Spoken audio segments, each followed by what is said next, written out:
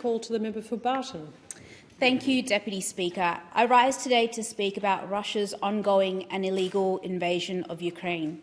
For my community in Barton, this war is not a far-off conflict.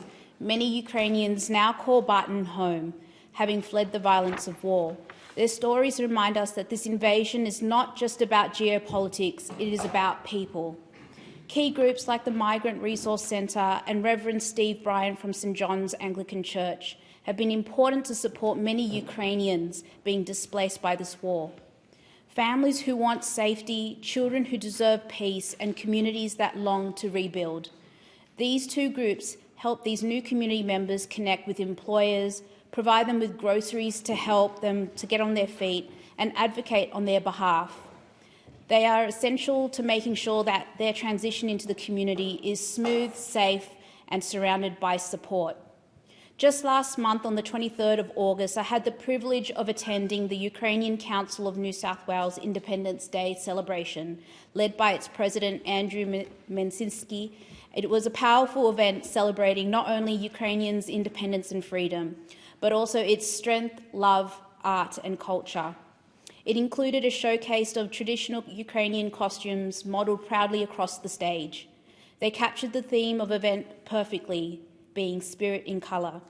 We also heard a powerful poem by Ilya Krychenko, who fled Ukraine with his family in 2022.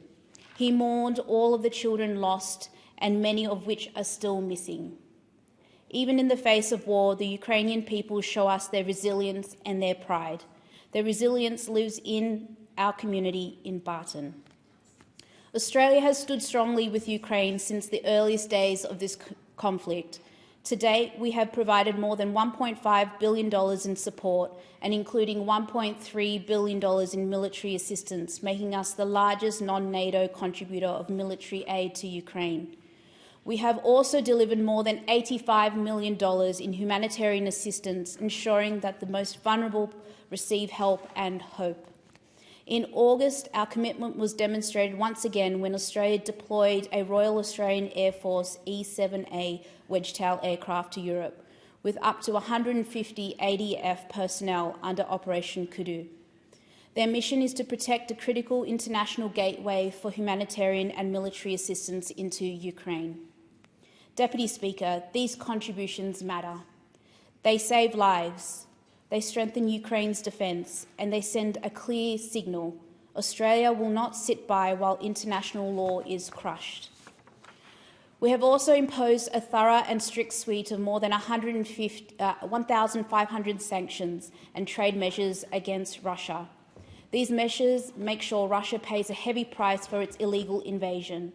They deny it access to Australian markets and prevent us from inadvertently funding Putin's war machine. Most recently, the Albanese government has imposed 2 new waves of targeted sanctions against 44 individuals and entities across Russia's critical industries and on 60 shadow fleet vessels used to move Russian oil. These steps are designed to starve Russia's war economy of oil revenue, the very lifeblood of its aggression. Deputy Speaker, Australia does not act alone. The role of the United States and our European allies have been crucial in supporting Ukraine's defence of its sovereignty.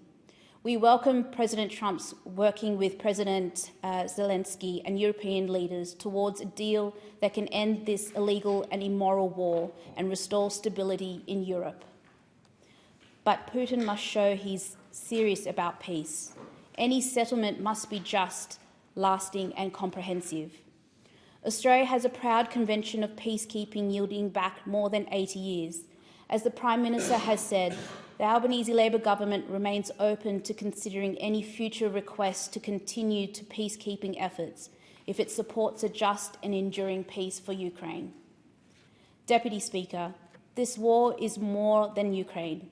It is about the world we want to live in, one where, regardless of size or power, no country dominates and no country is dominated. Australia and Ukraine continue to stand side by side and will continue to support Ukraine until a peace is secured that is fair, stable and respectful of their sovereignty and freedom. For the Ukrainian community in Barton, for the people I join in celebration on their Independence Day, and for all who believe in a rules-based international order, our message is very clear. Australia stands with Ukraine. You will always have a home in our community.